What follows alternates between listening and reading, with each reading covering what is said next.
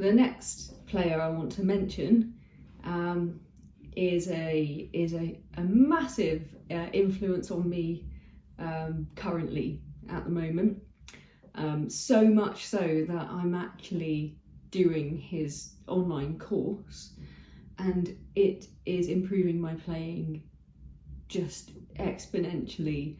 Like, I've made so much progress even in the last couple of months. It's been awesome. He is someone who is not in this band, is not actually in any band.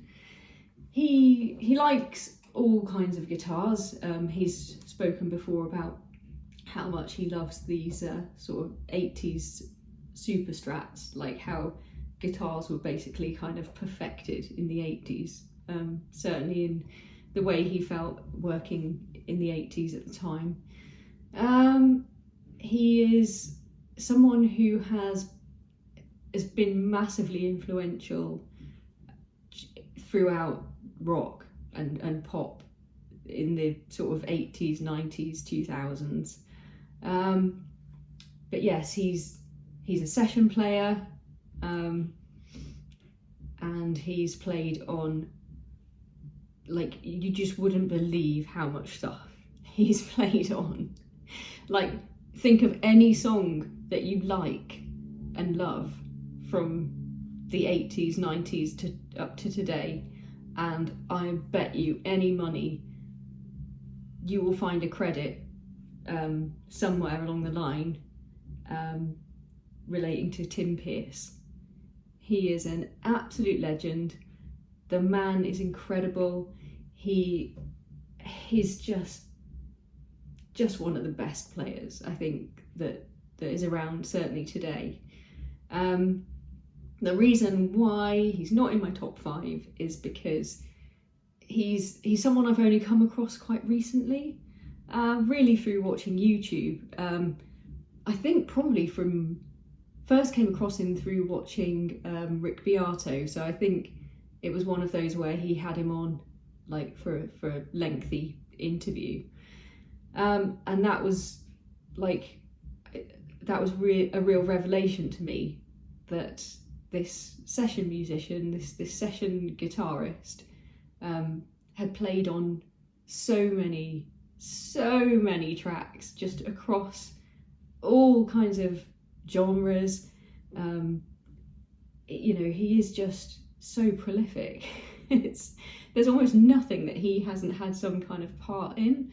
And one of the first ones that I would have been aware of was Bon Jovi's first single, Runaway.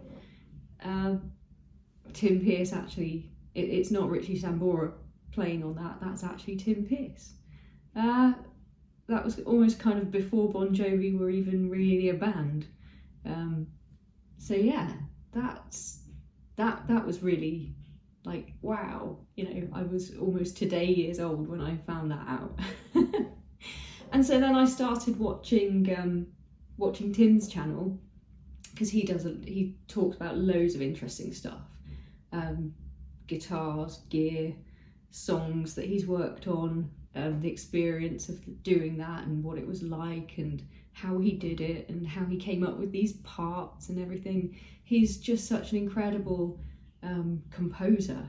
He comes up with all of these beautiful, super tasteful guitar parts, and one of my favourite ones is the one that he did for Crowded House, and that's why my little Tim Pierce tribute was the Crowded House short that I've just put out, because I think that is such a beautiful guitar part. The chords are lovely, although it is a bit of a bar chord workout.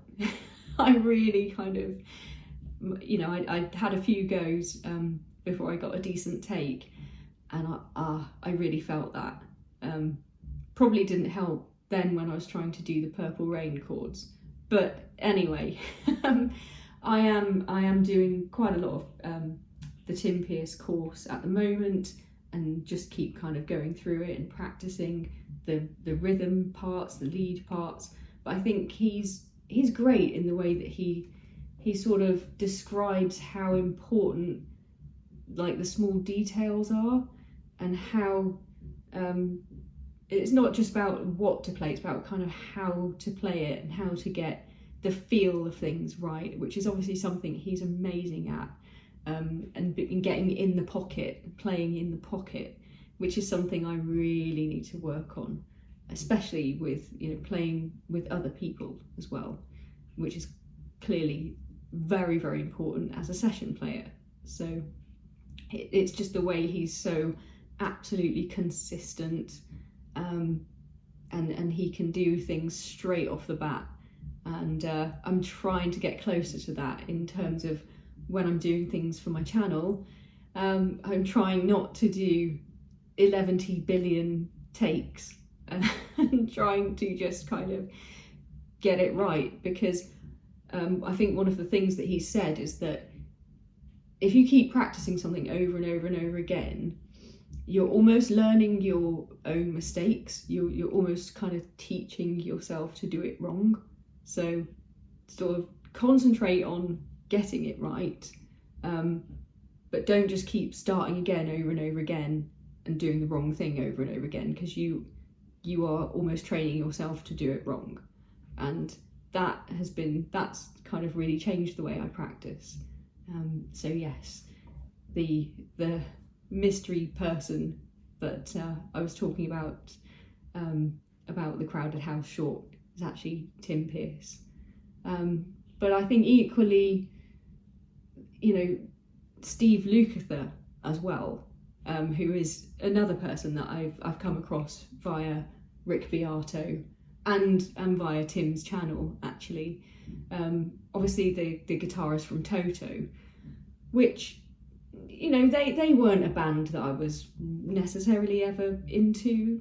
They had some big hits, but it's not my kind of thing really. But then when I realised that Steve Lukather basically was the 80s, like he created all music more or less in the 80s. Like I always thought, like everyone, the sort of guitar parts on Beat It, for example, Michael Jackson's Beat It, was Eddie Van Halen, and as much as it was him, well, some of it was, but quite a lot of it was actually Steve Lukather, who was asked to come in and tidy it up, you know, and kind of like overdub it and do it better. And he kind of made some changes to it and did kind of his own thing, and that ended up being left in. So yeah, like for me, that kind of says everything about Steve Lukather as a guitarist. Like if you're the guy that they call to come in and fix Eddie Van Halen's guitar parts, then you're the guy.